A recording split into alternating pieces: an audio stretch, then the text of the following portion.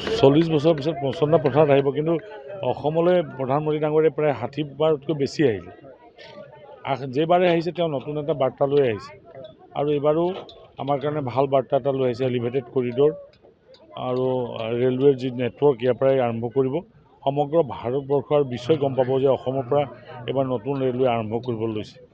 মই ভাবোঁ প্ৰধানমন্ত্ৰী নৰেন্দ্ৰ মোদী ডাঙৰীয়াৰ এই বাৰ্তাই সমগ্ৰ ভাৰতবৰ্ষক অসমৰ উন্নয়ন সম্পৰ্কে জানিবলৈ দিব, আৰু উন্নয়ন যে হৈছে, উন্নয়নৰ কোনো বিকল্প নাই অসমত। আৰু উন্নয়ন হোৱাৰ কাৰণে ইয়াত উগ্ৰপন্থাৰ পৰা আৰম্ভ কৰি বিভিন্ন যিবিলাক আমাৰ নিগেটিভ কথাবিলাক এটা সময়ত চৰ্চা হৈছিলে, সেইবিলাক উত্তৰ পূৰ্বাঞ্চলৰ পৰা নাইকিয়া হ'ল।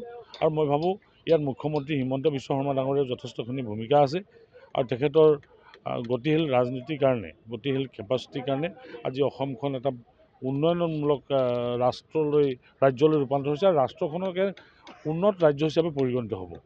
আৰু সেইকাৰণে সেই প্ৰয়োজনীয়তাটো পূৰণ কৰিবৰ কাৰণে এক হৈছে এই মানুহৰ যিটো অসুবিধা হৈছে, অসুবিধা নাইকিয়া কৰিবৰ কাৰণে।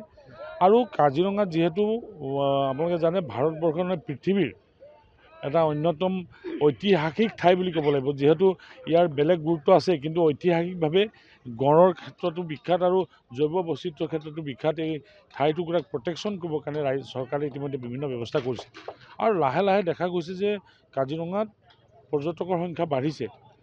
পূৰ্বৰ তুলনাত যোৱা বছৰ বাঢ়িলে, যোৱা বছৰ তুলনাত এইবাৰ মধ্যভাগলৈকে যথেষ্ট পৰ্যটক আহিছে। পৰ্যটকসকলকো এটা ভাল পৰিৱেশ দিব লাগিব।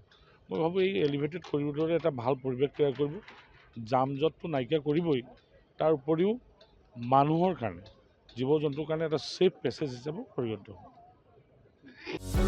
যিকোনো খবৰৰ বাবে যোগাযোগ কৰক আমাৰ এই নম্বৰত 9181 307 221।